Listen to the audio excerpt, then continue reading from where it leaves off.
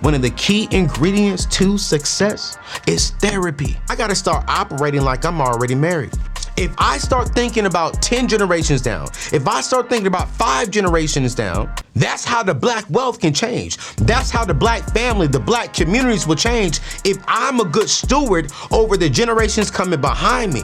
When was the last time you looked in the mirror and you looked at yourself in the soul and you said, hey, you have to get better at this? Now, before we hop into today's show, be sure to like, comment, and subscribe. Now let's jump into the video.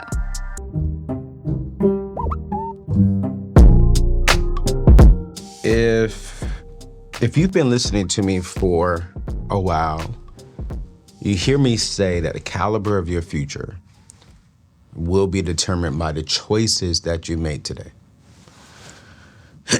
And I would say about 5 years ago, I made a choice that impacted my life in a way that I didn't know it was going to impact down the road. About 5 years ago, I made a decision to jump off of social media and to really unplug from the world for the first, for the last 2 or 3 weeks in December. At the time, I was at a particular location to where I couldn't really do exactly what I wanted to do because I had other people that I had to report to. So I think I took like 2 weeks off. And then I realized that, hey, why do that at the end of the year? Why not start off your birth year, one, giving back to God, unplugging, and just really recalibrating yourself? So I started doing that in July. I was born July 1st, 1984. And so July 1st of every year, when I was working, I would take off the first 2 years. And then when I transitioned from working to now being on my own, I was sitting down with one of my mentors, and he was talking about, Anthony, one of the greatest things that he has ever done for one, himself, and two, for his family, was he took 30 days off. And inside of those 30 days, he would spend a lot of time with his wife, he would spend a lot of time with his kids, but then he would also spend a lot of time with just himself. And for himself, he would spend about a week in isolation to where there's no music, there's no sex. He's a married man. There's nothing that is unclean. He will only eat certain things. And he recommended to me to do like a silent retreat. And I remember I did a silent retreat for like 1 day. Okay, I went from like 8 a.m. to 8 p.m. with no activities, no music, no cell phones, no nothing. And I gotta say, I was like, man, the first few hours was a little difficult because let's be real. How many of us have actually woken up and we've turned over, and the very first thing we do is we go to Instagram, we go to Facebook, we go to TikTok, we go to social media, but we don't go to God. We don't go to our spouses. we don't go to things that fulfill us, things that fills us up to start a day off productively. We go to the world and we consume the world, and we wonder why our days start a certain kind of way. And he was like, man, I would highly suggest, Anthony, that you do that. You take a whole month off. Last year I tried it, struggled a little bit, was still working, was still emailing my team, was still talking to my team. And so this year I literally told myself and my team in January, hey, I am going to do 30 days off. I'm going to take away, and you all are going to take off at least 2.5 weeks. And I got to say, y'all, I didn't call them for 2.5 weeks. Didn't talk to them, not one time. Because I wanted to honor them and their families and their time off. But I'm gonna be vulnerable in today's show and talk about why I did it. I did it because I started feeling depressed in certain areas. I did it because I started feeling the anxiety in certain areas of my life. I did it because I started feeling the competition spirit in certain areas. I did it because I was so consumed, right, with things on the outside that was impacting me internally, that was then coming out of me, that I started noticing like, yo, I don't really like this. And if I don't get this under control, if I don't see what is the core of this, then this is not gonna be good. This is not gonna be healthy. This is not gonna be wise for me moving forward. I have a whole business. I have people on my team who are depending on me and my brand and my healthiness. And if I'm not healthy, they're not going to want to work here. If I make bad decisions, it could impact them and their families and their futures. And I say, yo, you're going to spend this 30 days and you're really going to just step away, see your family, and you're going to isolate yourself.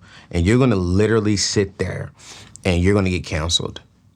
And y'all, I want to start off today's show by saying this show is really going to be about mental health and the things that I've learned regarding to myself that I believe, because I did this for 30 days, because when I went to my silent retreat, the only people I could talk to was the pastoral minister that morning and then my therapist through BetterHelp that afternoon. Y'all, I feel so refreshed. Like I'm excited about the year 39 going into my year 40.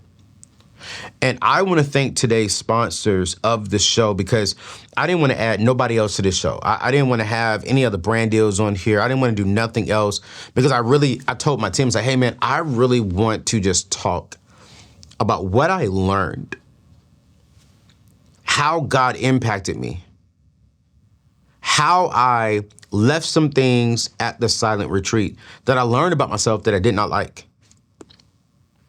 Things that the pastoral staff was helping me understand from a spiritual perspective, and then things my therapist through BetterHelp was helping me understand just how I'm processing things. And on the last day, I got with my emotional coach that really, really helped me to understand why I'm feeling certain things. Today is about how our mental health is impacting our wealth building, how mental health is impacting our career advancements, how mental health is impacting our relationships, whether that is romantic, whether that is platonic, or whether that is business. I have really learned that everything surrounding my life starts up here. It literally starts in our minds. And if we really want to be wealthy, if we really want to get out of debt, if we really want to be married, if we really want to have better marriages, better and healthier relationships, if we really want to accomplish the things that we know we're supposed to accomplish, it starts here. And I'm going to encourage you today, by the end of the show, as I'm being real, vulnerable, things about myself that I've learned about myself that I'm going to be progressing to into the future. If you have been nervous, if you have not really taken therapy seriously, you need to check out therapy. And I've partnered with an amazing group called BetterHelp, who I believe is one of the best out there when it comes to pricing, when it comes to cost, and when it comes to therapists. All you got to do is go to anthonyoneal.com/BetterHelp.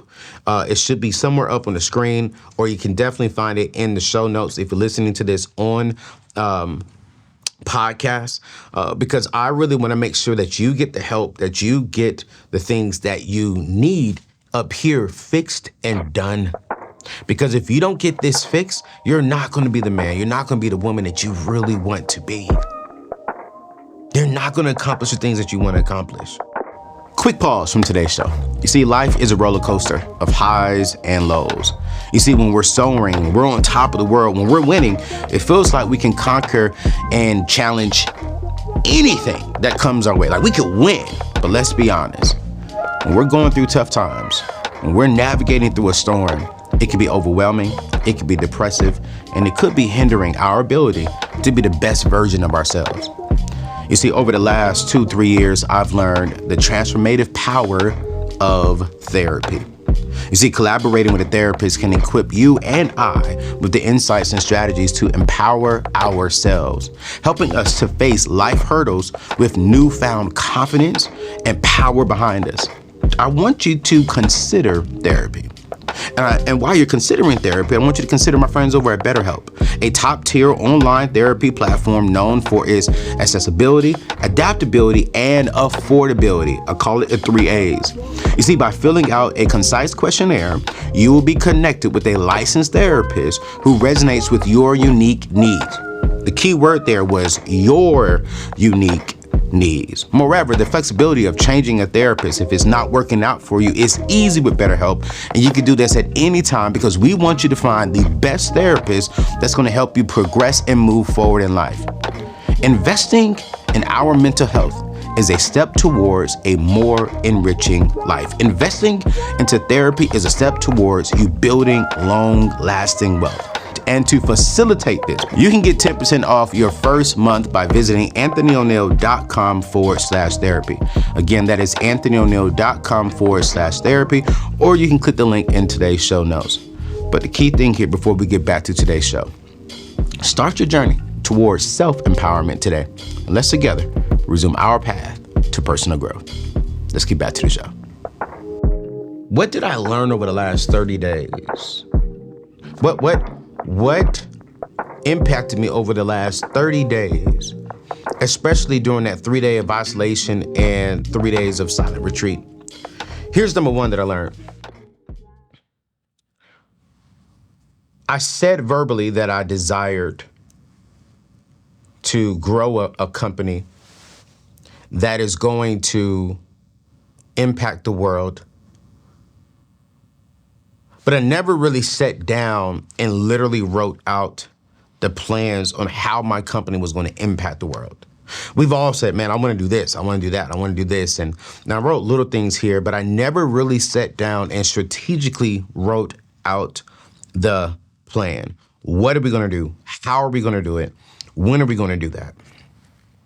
And as I was sitting back, I was also even reading. I was reading a book.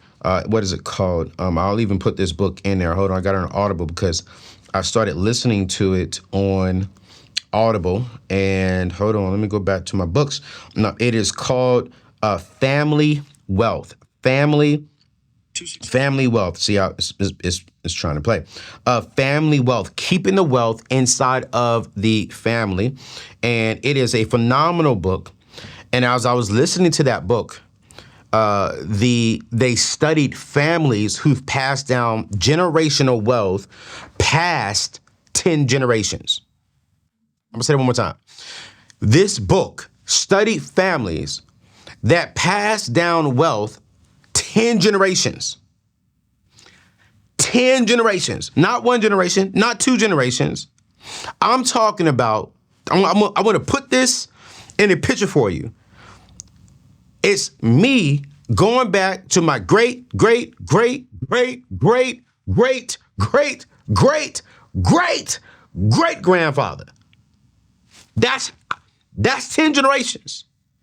Like, I know who my 10th grandfather was before my time. And what they learned was the main reason why they were able to pass down that much wealth is because they had a strategy from the very beginning on what to do. They wrote it all down. They didn't write down just a goal and a vision. They said, hey, I want my children to pass this down to their children. What are we going to do? What are we going to do? By the time I'm sick, I want to have this. By the time I'm this age, I want to have this. By the time I am at this season of my life, I want to be here. Okay, how are we going to get there? How are we going to get there? How are we going to get there? And they wrote it all down. And here I am, the guy that's teaching you all how to be wealthy, how to get out of debt. I'm teaching you the steps on how to get out of debt. But I really have not sat down about myself and thought about, okay, when I turn 80, when I turn 90, when I get to this season, this is where I want to be at, and I want to go backwards. I had to literally write it down. Literally, I had to write it down, and I felt so bad because I was like, man, God, like I'm teaching everyone else how to write down their vision. I got my vision, but I haven't gone that far. I got my estate plan. And I thought I was good, but God said, but that's good. What are you working towards? Where are you going? Well, what are you doing? You done bought the cars. You done got the real nice house. What is the strategy for when you're 90? Not just the money-wise, but what are you passing down? What is the plan that you're passing down to your kids? And I'm like, well, God, I ain't got no kids. He said, that's the problem. You're only good. He said, you're not really, you're thinking about your kids when it comes to money, but you're not thinking about your kids when it comes to knowledge and wisdom. Yeah, you're leaving them in the estate plan. Yeah, you got some money you set aside. But the reason why in this book, the generation went 10 years is because they passed down way more than wisdom. They passed down intellect. They had a strategy from the very beginning. And so one thing that I learned while I was in isolation, while I was in therapy, while I was talking to the pastor, while I was talking to my emotional coach, while I was talking to myself, was that, Anthony, I got to start operating like I'm already married. I got to start operating and thinking about my great grandchildren. If I start thinking about 10 generations down, if I start thinking about 5 generations down, that's how the Black wealth can change. That's how the Black family, the Black communities will change if I'm a good steward over the generations coming behind me. So I literally, while I was, when I finished one of my therapy sessions with my BetterHelp therapist, I literally went back and I started writing down notes to my children and to my grandchildren and to my hope I'm saying this right. What's my children's children is what? That's my great? Children's children. That's a great. Yep, that's my great. So I'm already writing notes to my great children. And watch this. I got to go back to my estate planner, my estate attorney, and say, listen, I want to specifically leave something to my great grandchildren. Then I want to specifically leave something to my great grandchildren. And what am I leaving them? Not just money, but I'm leaving them a letter. I'm leaving them the strategy. I'm leaving them the plan. I was in therapy and I broke down crying. And this is why I really love therapy, because they help you understand. Well, I'm gonna play this. Good therapists help you understand why you're thinking the way you're thinking. They don't tell you you're thinking wrong. They don't tell you that you're thinking right. What they try to do is have you answer your own question by helping you understand why you're thinking the way you're thinking. And one of the reasons why I never really took that, why I never really went there, is because I don't want to think about dying. I don't want to. It took me, can I be real and honest and vulnerable with you? It took me about 3 months to complete my estate plan, because every time I opened up that estate questionnaire, I was crying. I was emotional. I'm sitting there thinking like, God, am I about to die? Is this why it's this heavy on my spirit? And I'm like, no, this is what you got to do, Al. I'm like, man, I don't have no kids. I don't have no wife. I don't have nothing. And I broke down, and in therapy, she really helped me understand why I wasn't really thinking like that. It was because I had already did this estate planning, and I don't want to think about death anymore. But that is the most selfish thing I can do, you can do. That is the most selfish thing, is because what we're saying is, kids, I don't love you enough to think about you when I'm gone. Great grandchildren, I don't love you enough because I don't even know who you are. I probably will never meet you. And when I broke down in therapy, I was like, yo, Anthony, you're still a little selfish a little bit. I got the estate plan, but I wasn't thinking about the people in my family I would never have the opportunity to meet. I wasn't thinking about what legacy do you really want to leave? What? The great grandchildren, that they would never meet you physically. Are you thinking about them? Now I'm journaling. I'm writing down my mistakes and what I learned from my mistakes. And I'm going to pass that down. I want my kids to read it. I want my kids to take that journal. Watch this. Write down their mistakes. What did you learn from those mistakes? Take this and pass it down. By the time it gets to that 5th generation, they're learning from me, my wife and our kids. They're learning from all of our mistakes, what they learn from it, how they maneuver from it. That is going to help them build more wealth. That is going to even help them get through marriages. That's going to help them build healthier relationships. That is going to help them advance their careers. That is going to help them do so much more. And inside of that journal, I wrote one of the key ingredients to success is therapy. It is so important to me that everyone on the Neatness Network, all of the other podcasts and shows, they get 3 free sessions of therapy. Everyone on my staff and on my team, they get 1 free every single month as long as they're on this team. Because here's what I've learned. If you're not really addressing the issues of what you feel internally, then you have a problem. And for me, I'll be real with you. The last 2 years have been the hardest years of my life.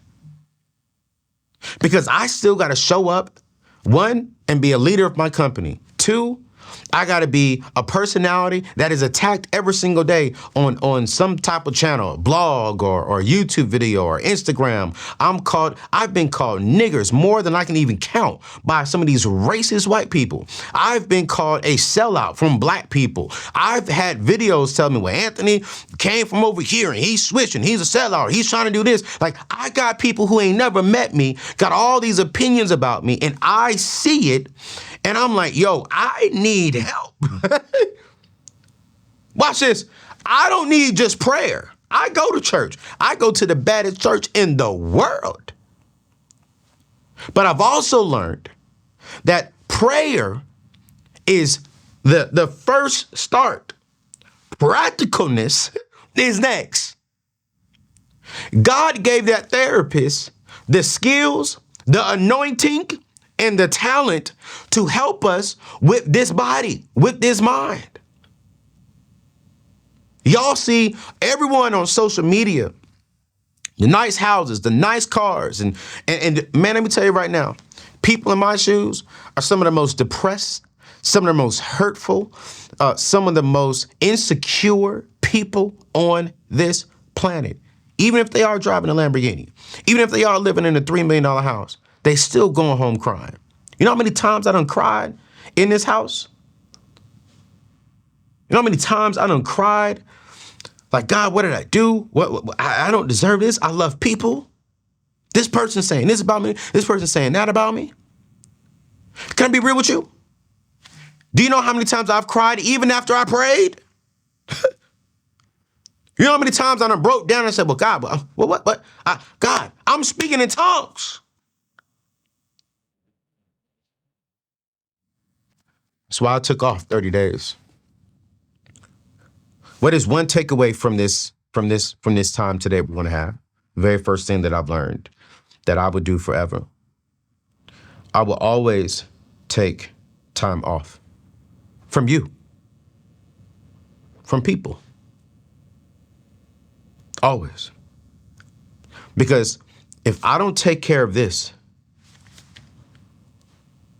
I think I'll give the enemy the room to say stuff and to put stuff in my mind that is not healthy. And I refuse to have success. I refuse to build the kingdom. I refuse to help you all get out of debt and to build your own table. And I'm home depressed and miserable because I refuse to take time off for myself. What is the very first thing that I really want you all to learn from today's show? Number 1, take some time off. Get the heck off of Instagram, TikTok, social media, and get away. Step away and really start thinking and sowing into your mind, sowing into your personal health. And get therapy. Get therapy. I've grown so much, man. While I was away, I realized that, Anthony, I do desire marriage, but there were still some things inside of me that was not healthy for marriage that I had to get rid of. I desire a bigger company, but there are some things inside of me as a leader that I got to get better at. If I'm going to bring on more people, then I got to elevate as a leader. And I've said this before. And I'm going to get into the next thing that I've learned while I was in therapy, is that the greatest enemy to our success is our excuse. And I think the greatest enemy to you all being successful, all of us being successful, is all the lame and the daggone excuses we make up. I hear so many excuses from people, and I've learned to just shut up in these days and time. I've told so many people, hey man, you need to do a budget. Hey man, you need to go see a CPA. Hey man, you need to go get your taxes done. Hey man, you need to go do this. Hey man, you need to go do that. And I hear excuse after excuse after excuse, and it gets me frustrated. The hardest thing we can do, and it's so funny, we're quick to give everyone else opinions on what they should do. Oh, he should have did this. She should have done that. If I was there, if that was me, I would not. But then yet you broke. But then yet you're going through the same issues, but you quick to tell somebody else about their stuff. You quick to have an opinion about somebody else, and you got all this hell going on internal that no one knows about but God and you. And what I really learned was the hardest thing in life is to look in the mirror and to tell yourself, you suck at this. The hardest thing to do in the mirror is to look in the mirror and be like, you know what? You need to shut up and work on you. You need to shut up and work on this. You ain't got no more time to have opinions about somebody else. And when I was there on the 3-day sabbatical, we had to spend 1 hour every single day sitting in front of a mirror. We couldn't talk.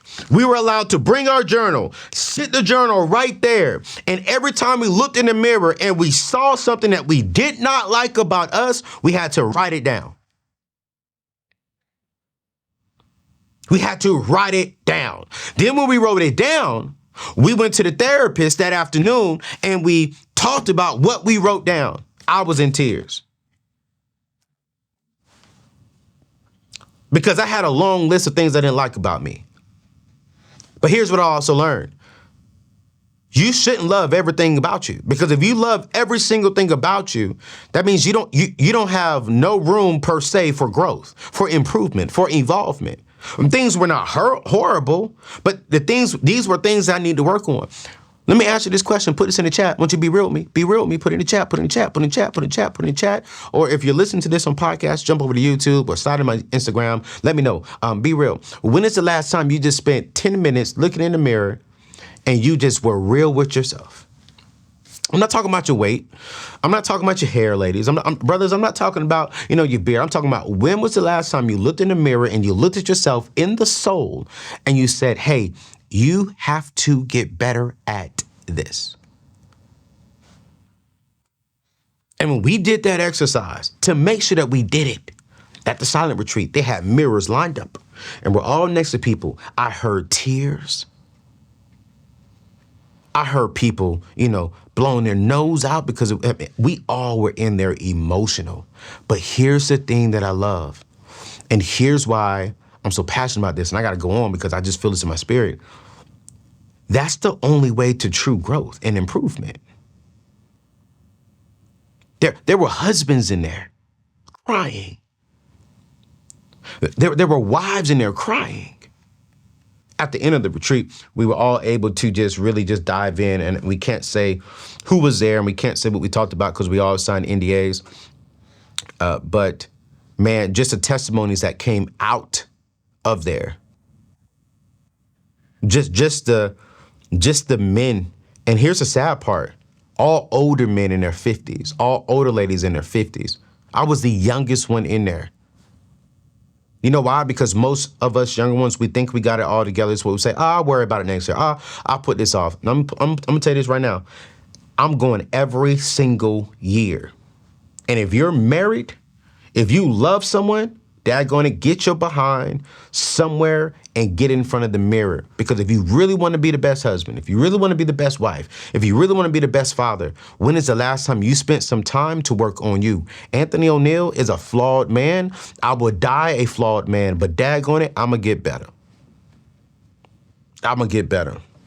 I'm going to get better because I know this is going to impact my money. God almighty. I'm feeling this one, y'all. I'm feeling this one. If you're liking today's show, let me know. Let me know because I'm coming from my heart today. I'm coming from my heart. Number two, here are some things that I want to talk about some of my goals. And this is like a personal show. Hopefully my journey the last month that I've been on can inspire you all. When I was on my sabbatical, I spent some time to really just write down just some personal goals, some business goals, and just some life goals and some health goals that I really want to do. I'll be 40 next year. And when I was on my 30 days, I have my yearly check-in that I normally do. Thank God, for the most part, I'm good. But I'll be honest with you all, man, I've gained the gut since COVID and since starting a business. There's been long nights that I have not been able to work. Not work. I have not been able to sleep due to work. I remember when I hired my first full-time employee, I couldn't sleep because I was nervous. I was like, yo, I got to make this money because it's not just me anymore. I got this. Now we're up to, 10 team members on my team. And I know that if I don't make the money, they don't eat. And it's not just them, it's their spouses, it's their children, it's their families. And because of that, I stopped working out as much as I was working out, man. I was in my best shape of my life during that time. And one thing, I looked in the mirror, man, and I saw a very unhealthy gut. And my doctor said, the weight around your gut for Black men, right, is one of the things that really, really causes health issues.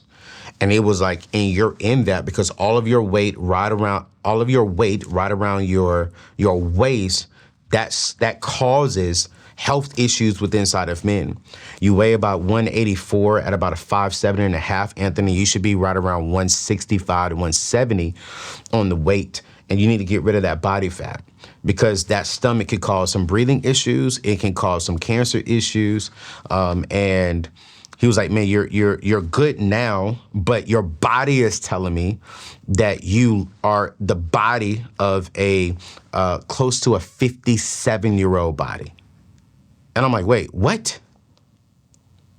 I walk around breathing, sucking in my stomach so people don't really see the stomach. And so one of my goals this year is 39 is to truly eat better. Because what I don't want to do is go into my 40s and I'm having major health issues. Because what do we know this? If we are not really being wise with our health issues now, it's going to cost us more money in the future. And so I'm really getting specifically, I'm going to be sitting down with a individual to help me identify a plan on how I can eat better and sustain eating better. I'm getting back into the gym on a daily basis, on a better basis, adding more cardio to it, getting off of the sugar because diabetes runs high in my family. And so that's one of the goals. Number two is, I've identified a certain number that I want to have in my bank account. I was on Fox and Friends here a couple of days ago, and they asked me, is it true that we can no longer retire, that if we retire, we will have to get another job? And I told them that, it's really about, the question is not about, is that true? The question is, have we positioned ourselves to where we have the option to work or not work? I enjoy doing what I do. I get excited about doing this. And so one of my goals is, I told this to my pastor, my best friend, Stephen Chandler, and I said, bro, I remember calling him during my sabbatical. Stephen, Union Church, ask Stephen. Stephen, correct me if I'm wrong in the chat, bro. I called him and said, bro, I'm done. I was on the verge of buying a house, a brand new house that was going to run me a couple of $1 million, right? Close to $3 million. I was going to buy that. And I said, yo, I'm done. I sat down and I went through a number. And I said, I'm going to go ahead and pay off the house that I'm in now. I'm not going to trade any more cars. And I'm strategically setting aside a certain amount of money into investment accounts, into real estate that will generate me at least $1 million a year that I can spend off of because I have no debt, right? And so now my goal is, all right, be strategic, be wise, So this way, I can have a certain amount of money by the time I am 45 in an account to when I do have a wife, when I do have kids, I don't have to work as hard as when I'm working today because I already have this kind of money generating for the rest of my life, at least $1 million a year. I told this to my pastor, my best friend. He got to hold me accountable to it. I got the cars that I want, I'm done. Only way I made a new car is if by God's grace, I don't want to say that. If something happens to where I have to get a new car, I will. But I got the cars that I love, that I enjoy. I don't need nothing else. I got a house that's big for me and my dog. Cool, great. Literally, I just put grass in the backyard. You know, I'm like, okay, let's just fix this house up, pay it off, sit still, sit tight. You know what I'm saying? I'm like, okay, cool. Build the business. That's going to be a part of the assets that's coming in. I'm going to be investing a little bit more into my investments accounts. I'm sitting down with my CPA and we're going through a deeper tax strategy on how can I get there better. And I'm going to be buying more real estate that will generate me $1 million a year by the time I'm 45. That's in 6 years. And I'm literally going to, on my personal side, I'm going to act broke a little bit. Because of the strategy, because of the goal. And what's the goal? It's not about the money that I want to set aside. It's about, I want to be in a position to where I can go and sit down at my kids' first day of school for the whole day and I'm not stressed. I want to be in a position to where if I don't feel like getting up and making content no more, I stewarded this season extremely well, that I'm now in a position to do that. I'm going to come up with this plan, right? And this year, sometime this year, I'm gonna put out this study that I did. I gotta write it down and make sure the calculation is right for you all. But I literally asked myself, it was a couple of questions. I said, number one, Anthony, what do you want to do monthly? I literally wrote it down. Do you want a private chef? Do you want to be able to golf every day? Do you want to be able to do this? Like, what are all the things you want to do? And I spent the whole day and I looked up, okay, what are the costs? What will that cost me? What will I do? How will I do it? And so when I wrote it all down, and I'm being honest, right? I mean, I went through and I looked at the math, and this is gonna go above some of y'all's heads, but I'm dreaming for the future, right? I listed it all. I would like a chef to come in and cook for me and my wife, especially for the first, year we have kids. I would love to be able to have a chef come in and cook for us for the whole week so where my wife don't have to cook. I don't have to cook. We can spend time. I would love to be able to hire a live-in nanny to help my wife with the kids as we are both raising our kids with some help so my wife can rest. Like, I wrote all this stuff down. This is just goals. And when I added it all up, it's going to go over some of y'all's head, but I just believe in challenging some of us, right? Thinking about the future. It's going to run me about close to $52,000 a month to do what I really want to do for my wife. I get that number. It's like, what? That's crazy. You can say that's crazy. I'm speaking about what do I desire at the season of life that I'm in. So when I did that math, I was like, okay, cool, great. That's not hard. I just got to bust my butt and make the right moves, and I can go from there. And if I said, okay, cool, if I take this out, take like 5 things out, it went down to like $32,000. Cool, great. So now I know, okay, you need to have a strategic plan, how to get there. This is the number you need to have. This is what you need to invest. So that way your residuals, your compound interest is paid out yearly at this, and you don't touch your principal of whatever you have invested, you have that.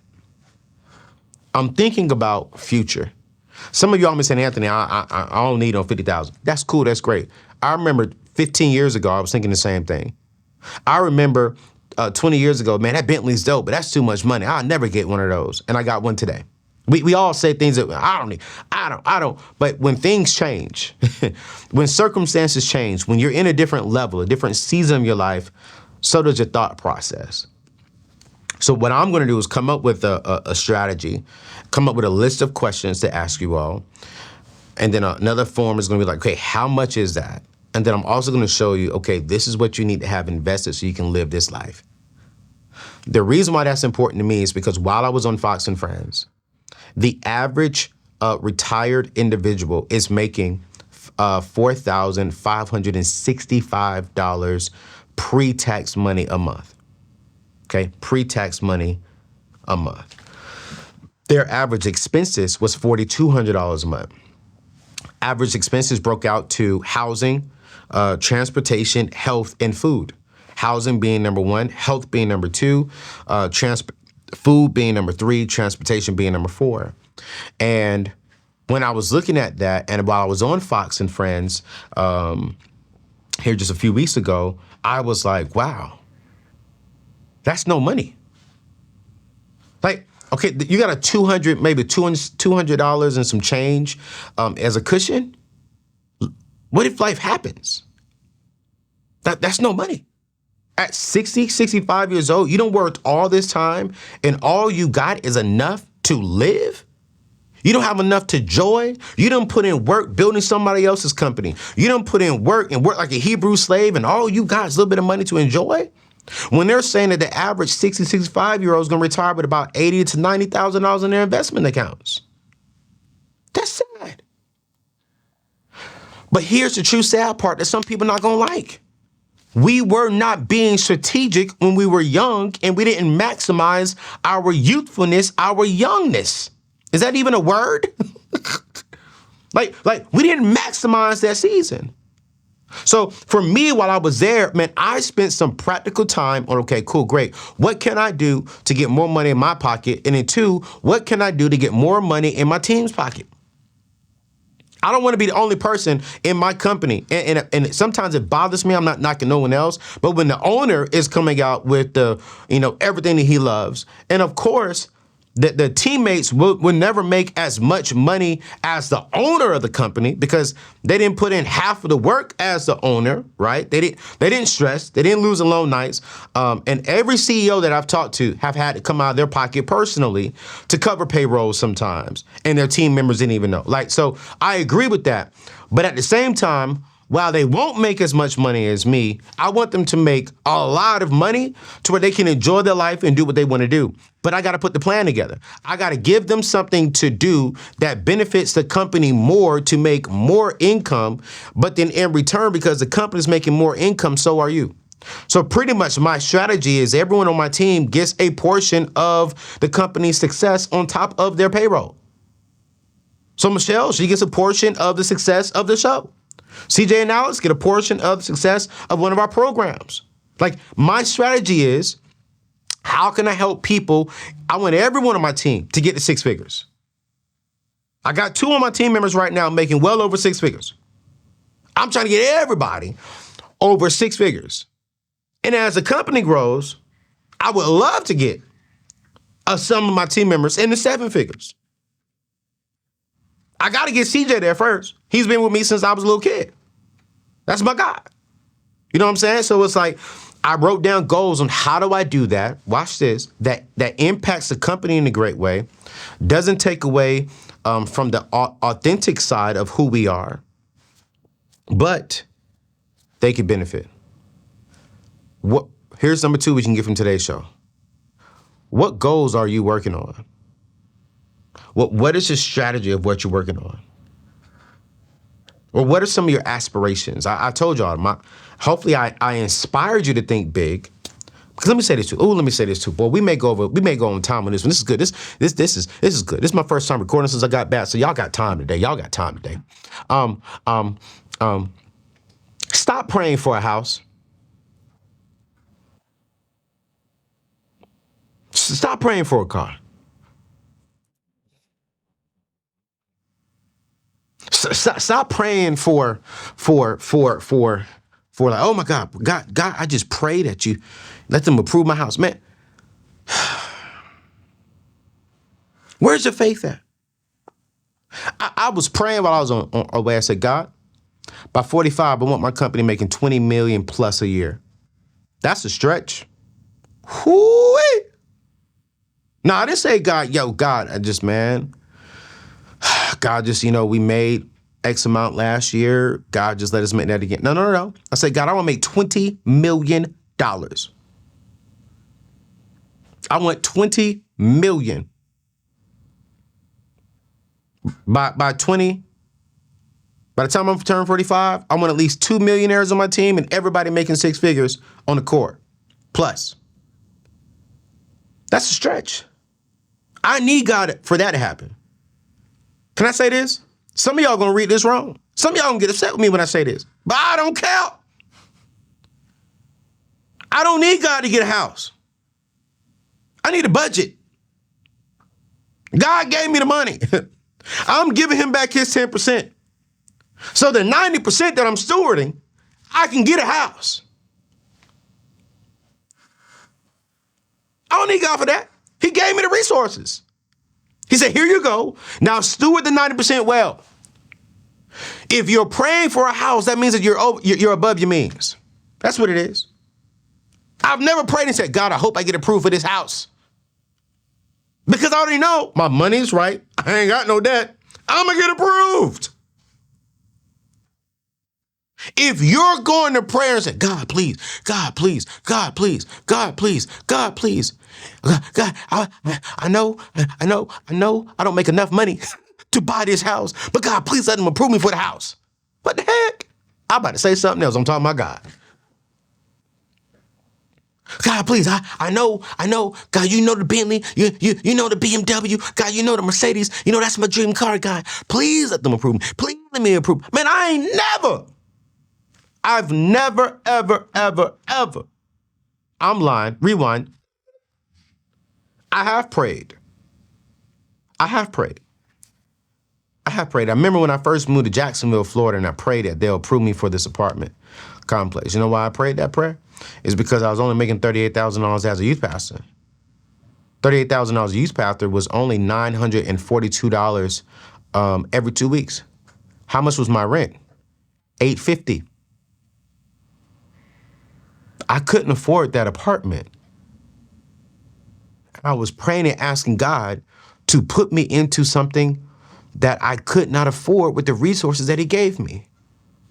Now I could have afforded the apartment down the street that was only $500 a month. That was only $400. I think it was like $470 a month at that time. This is back in like 2003 when rent was crazy cheap. You know what I'm saying? But I was praying, God, please, God, please. And one thing that I was challenged while I was on my break is stop praying and asking God for the things that you already could do because he already gave you the provision to make it happen. Start praying and asking God for the things that only he can do. Only he can do. I am going to need God for this company to making $20 million. I am going to need God to position this company to help other wealthy people. I am going to need God to impact the world with the network. But I don't need God. Now, let me play this. I need God for everything in my life. Because some of y'all can be in my comments, no, you need God. You need God. Oh, that's just blasphemy. No. I need God for everything in my life. But I'm not saying, God, please get me to a house I can't afford. I'm saying, God, give me this so I could be a blessing. And when y'all hear me say the Bentley, and some people may comment about that. When y'all hear me say $50,000 a month is what I need. Hey, listen, that's just my aspirations. That's just my goals. That's what I want to do down the road. I'm not there today. No. But down the road, I want to be in position to where I can really enjoy my family as a black man. I want to be in position to where as soon as my child is born, I'm starting my legacy there with wealth, with information, with the presence of being in my child's life. When I get married, I want to start the marriage off in a healthy way. I want to be there with my wife. I want to get so deep with each other because of my presence. That's what I aspire to be. So I want to make sure that money is not that problem. Here's number three. That I really learned. And we're going to go down to, I'll probably end on number three. I'll probably end on this. I'll probably end on this. Yeah, that's what I want to do. Because we already at about 46 minutes and I don't want to keep you all too long, today on today's show.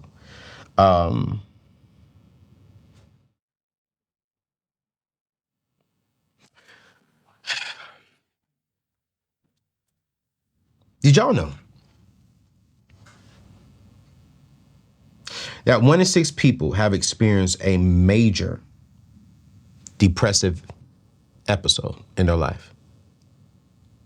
1 in 6. 1 in 6. 1 in 6 people in their life have experienced a major depressive episode. 1 in 4 people will struggle with mental health, period.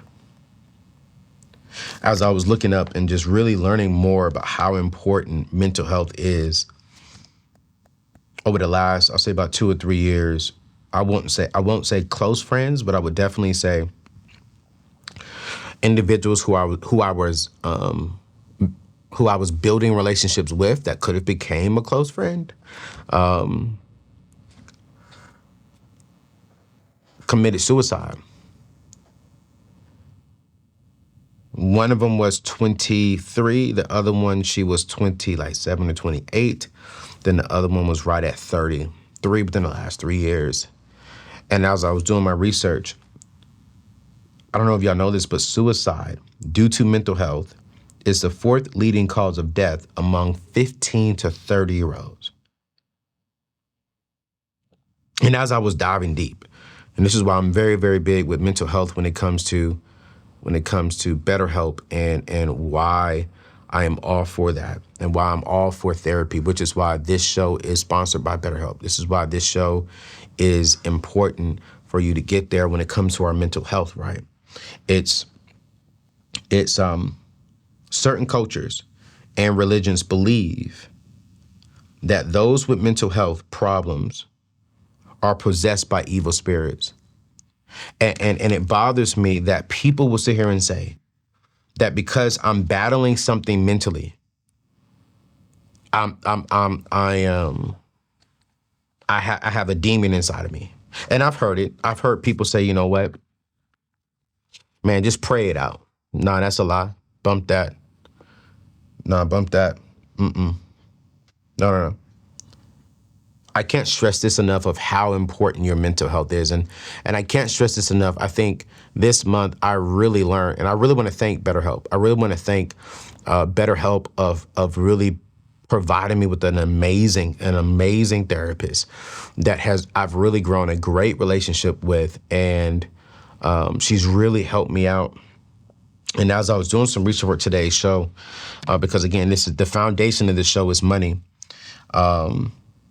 I did some research and I want to read it as we close out today's show. According to the Money and Mental Health Policy Institution, poor finances often lead to stress and anxiety that can further impact our finances. So there is a cycle of money and mental health problems, and it starts. So the very first one is not the cycle. Is not addressing your mental health problems, not going to therapy and really getting to the root of the problem. What we tend to do is identify, I'm hurt, I am feeling something, so we try to replace it with something else. And then what happens is those mental health problems make it harder to earn money, to manage our money, and spend it. What we end up doing is spending it on other things because we're not willing to ask for help. And then what happens there, when we're not really willing to ask for help, when we're not earning as much money, when we're not managing the right money due to our mental health issues, it causes a deeper financial problem within our families or within ourselves. Then financial difficulty causes stress, anxiety, and it makes it worse when we got bill collectors calling us. And so what's happening is we have the cycle. It starts with, we have mental health that we're not willing to address. That mental health comes over and it causes problems with making it harder for us to earn money, to save money, to invest, to build, and because we're not willing to ask for help. When we're not willing to ask for help, now we're having financial difficulties. When we're having financial difficulties, it causes stress, anxiety, depression, and all that. And now we just got a cycle of this thing going. Why? Because we don't want to go see therapy. Listen, Christian people, us deep Christian people. Yes, we're going to pray like it all depends on God for sure. That's the first thing I'm doing is I'm getting on my knees. I'm asking God to give me the wisdom, the intellect, the power, the knowledge to get out of whatever I'm in when it comes to my mental health. But God dag on it, get your behind in front of a computer, get your behind in front of a therapist and dive deep into what you want to do because God blessed that therapist to understand the mind. God gave that individual the anointing to be able to really help you understand the things of this body, the mind of this body. Yes, God lives on the inside of us via spirit, but he still gave us a heart. We can pray all we want, but he also gave us medicine. He also gave us a doctor. I'm not saying God cannot do things, but he also specifically said, hey, yes, I can do it, but so can that person. I live inside that doctor. I live inside that therapist. I'm giving them the power, the anointing, the strength, the wisdom to help you get better. So all these financial difficulties that you're having is not because of a demon. It's because of you. And the church, we got to stop saying, pray. Now, don't get it twisted. I'm a Christian. I love God. I believe in Jesus Christ, the Son of God, which also means I believe in demons. I believe in spirits. And yes, sometimes there are spirits that medicine cannot get out of. It is the power of God. It is the power of prayer. It is the power of getting in front of that word and changing internally, spiritually. But there are a lot of things that has nothing to do with the spiritual attack. It's just us and our minds. It's us and our emotions. It's the enemy tricking us thinking it's the demon, but really it's just, no, I need to go get some help. And as I was studying this, 46% of people with debt, watch this, also have a mental health diagnosis. Let's go deeper. 86% of people with mental health issues and debt say that their debt makes their mental health issues worse. Let's keep going. People with depression and debt are 4.2 more likely to still have debt at 18 months compared to their counterparts without debt. Those with debt are 3 times more likely to contemplate suicide due to their debt. What are we seeing? That if we're not taking care of our mental health, that if we're not taking care of our brain, our mind, our number one asset, which is our mind. Whoa, let's go back. Y'all hear me say this again. If we're not minding our business, because our mind is our number one business. If we're not feeding it, if we're not taking care of it, if we're not providing the mind with the correct nutritions that it need, if we're not giving it its oil change ahead of time, our mind, if we're not putting the right stuff into our mind is going to lead us astray. We're going to start thinking about suicide. I've been there when I was 18, 19 years old. We're going to start spending money that we should not be spending because we're not willing to ask for help and to address an issue. And in this study as well, it talks about how sometimes ladies, when they're feeling depressed, when they're feeling things, they tend to go towards food, TV, television, or they call it window shopping. And window shopping turns into shopping. Then when they get a little bit better, they realize they just spent so much money and they go in their closet and they're seeing shoes, clothes, hats, bags, you name it, still with the tags on it. Then when they get a little bit better from there, they're like, dang, what did I spend my money on? And so what I am telling us is, do not be ashamed to spend some time by yourself, get into the bag, get into yourself. When I say the bag, I'm talking about the bag is your brain. When you can get into your brain, you'll get into your bag. When your brain is healthy, your bag is bigger. Oh, that's good. When your brain is healthy, your bag is bigger. And I know for a fact that my company is going to grow. I know for a fact that I'm going to make more money. I know for a fact that I'm going to have a healthier life because I'm willing to admit the fact that Anthony Bernard ONeal still needs help.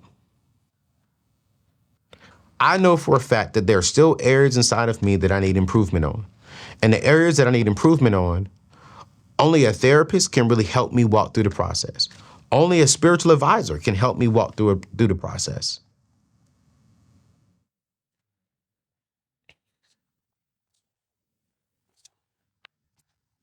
I'm going to end with this last section when it comes to the importance of mental health. One of the main reasons why I told my team from the very beginning, because I've always been big on mental health, one of the main reasons why I offer my team therapy at least once a month, at least once a month, is because if we're not right mentally, we will see it on our jobs. If we're not talking to someone who, by law, they have to shut up, if we're not getting what's really on the inside of us, that we're scared to tell someone else, or we're a little nervous to tell someone else because we don't want them thinking about us differently. We don't know what our spouses are going to say. We don't know what our parents or friends or loved ones are going to say. I know that there are certain things that go on in my team's life that they don't want me to know. Heck, there's certain things in my life I don't want them to know. We all are there, right? But I want to give them a spot, a place that is safe, a place that is secure, where they can put all their stuff out and start thinking about and walk through their process. Because here's the study says: financial stress, mental health does impact employers and employees. And I'm gonna give you 4 things. And if you can identify these 4 things, you need to hit the link in today's show notes and you need to go see BetterHelp. You need to get a therapist. If you are starting to notice that some of your daily tasks are not being completed, you need to look into mentally why they're not being completed. If you are normally on it, if you're normally sharp and you're starting to realize that the quality of your work, the quality of your presence, the quality of your job is off a little bit, you might need to see what's going on mentally. If you're starting to notice that, your relationship with your coworkers, with your boss or with your leader is starting to be a little distant, like you're starting to be a little annoyed by them, you're starting to be a little, you need to see what's going on mentally. Maybe something that they said or that they did and you didn't really understand what they meant. And maybe it sparked something inside of you and it kind of pushed you back. And really it wasn't them, but it's you, because it's something you have not addressed.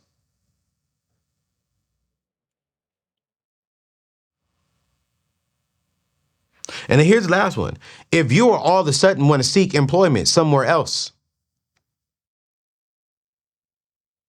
if you're the type of person that, every year, 2 years, you're looking for a different place to go. And I really want to put this into a perspective, and so y'all can understand why employers like myself, why we see this stuff and why we try to avoid it, is because every single year, watch this, every single year, it costs me, the employer, the employers, your boss, your leaders, your companies, $13,000 goes into the drain because of yourself not being mentally where you should be. And I want to put this into a perspective that you should understand. Which is why I tell my team, yo, listen, use that. I would rather spend $200 an hour a month on helping you be good. I know if you're married, I know you and your spouse ain't perfect all the time. I know you upset with your spouse. I know you frustrated with your spouse. I believe you probably even thought about walking away from your spouse at a certain time. I don't want that to happen, so let me help you out. Because I know one thing, if you're married and you're going through hell at home and you come here, I'm going to feel that. If you're going through hell with your kids, I'm going to feel that. If I'm dating someone, let's be real, how many of us have been through a date? This is so good. How many of us have been dating someone and we broke up with that individual? We got into an argument. Now we're not talking for 2-3 days. We don't call in sick to work.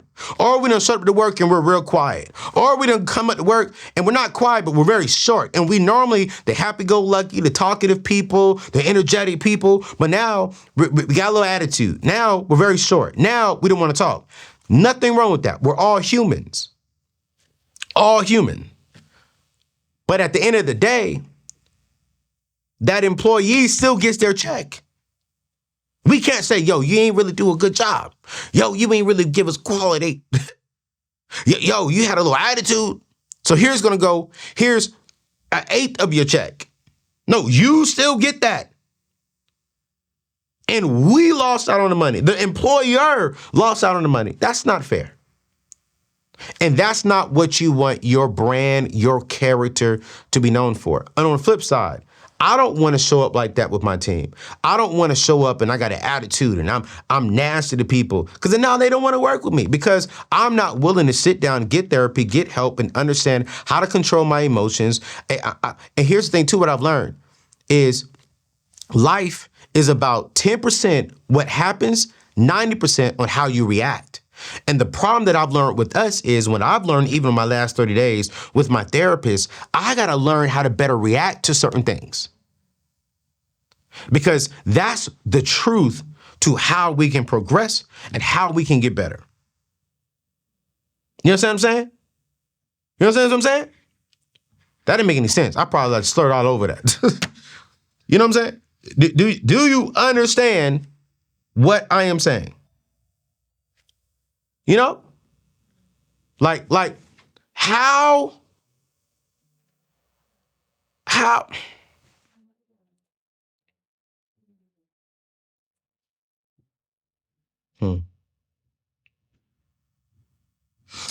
I really just want to be real. I really do. We're already over an hour show today. This is good. I think I'm gonna go back to an hour show because I'm just speaking real for myself. I'm just speaking real for me. And we got to get there, you guys. We got to get there. I've been there. I've had to apologize to my team for having an attitude. I've had to apologize to my team for not making the right decisions sometimes. And I think the only thing that we can do, the only thing that we could do is really, really be better. And I'm gonna end the show with this. I'm going to end the show with this.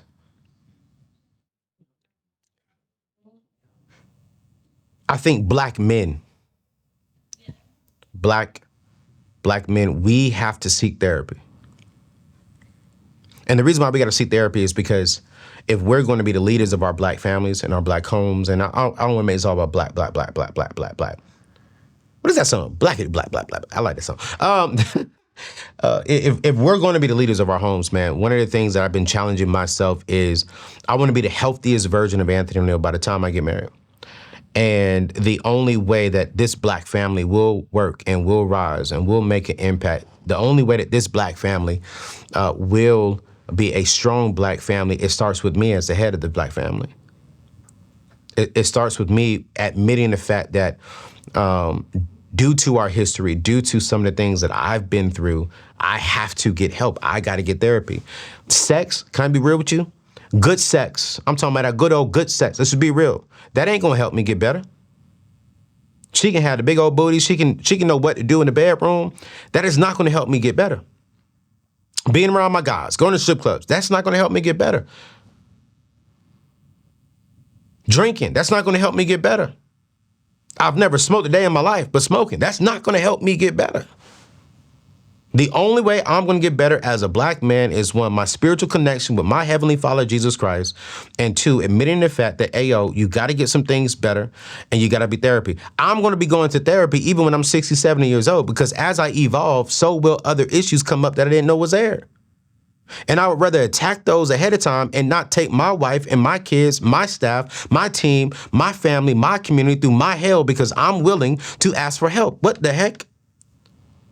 And I think men, when we get right, when we get therapy, when we can start getting better, our queens, our sisters, our spouses will follow suit. That's what I'm saying? So listen, we got to get better. We got to get better. So listen, I'm going to drop BetterHelp in today's show notes. Go check them out. You're going to get 10% off.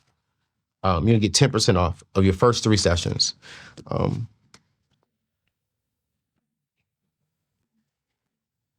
If you're unwilling to get that help, then I think that you're selfish, and I think you need to grow up.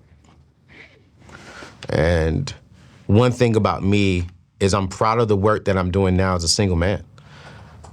I'm proud of the work that I'm doing now as a leader. You know, with having 10 team members, you know, I want them to see their leader growing and evolving. I don't want them to see their leader I don't want them to see me the same way I was when they first joined my team. I don't want them to see me the same way I was 2 years ago. If I'm not growing, if I'm not evolving, what the hell am I doing? This company is never going to surpass my mind, my evolvement. And so I just want to encourage you all, get the help that you need, get the therapy you need. Black men, black brothers, listen, we got to step up to the plate. Brothers, period. White, black, Hispanic, it starts with us. And so I just really want us to get there. I'm back. Boy, back, a whole month off. I got so much I want to say, so much I want to do, but I don't want to go too far. And my producers are looking at me like, hey, bro, we're over an hour. We're about to lose his drive. I need you to hurry up. And so we're about to get going, man. This last part of 2023 is going to be amazing. And click the link, check out BetterHelp information below. You'll get 10% off. And yo, be honest. Let me know what you think about today's show. Leave it in the comments. I got to go. It's your boy, Ayo. Love you. God bless you. We'll see you in the next one. Peace out.